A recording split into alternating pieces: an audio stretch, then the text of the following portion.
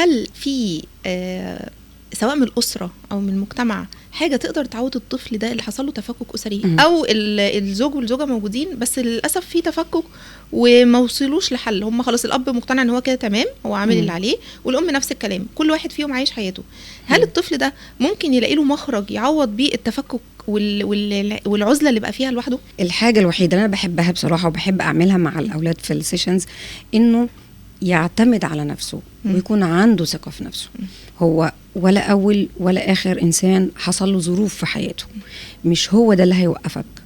ركز في مذاكرتك، ركز في الرياضة بتاعتك لو في فرصة انه يلعب رياضة، ركز في انك تعتمد على نفسك، هتلاقي نفسك عندك حاجات كتيرة كويسة وحاجة واحدة هي يعني مش أحسن حاجة. أكيد. يبقى ليه أسيب الكويس وأبص دايما تبقى عيني. ودايما الطفل على فكرة اللي بيبقى في انفصال بين الاب والام يعني دايما بتبقى عينه على الجزئيه دي. ان انا ما عنديش اب، ان انا ما عنديش ام، دايما بيبرر تصرفاته، يدي لنفسه مبررات انه يا حرام انا عشان ظروفي. لا، ما انا عندي حاجات كتير كويسه، عندي مامتي تساعدني، عندي مدرستي، عندي رياضه، عندي فنون، عندي مثلا مواهب. يعني الاطفال دول بيبقى عندهم مواهب جميله جدا جدا وبيطلع مواهب جميله جدا. فايه اللي يمنع ان انا اركز على الحاجات الكويسه اللي عندي وما ابصش للحاجات اللي مش كويسه؟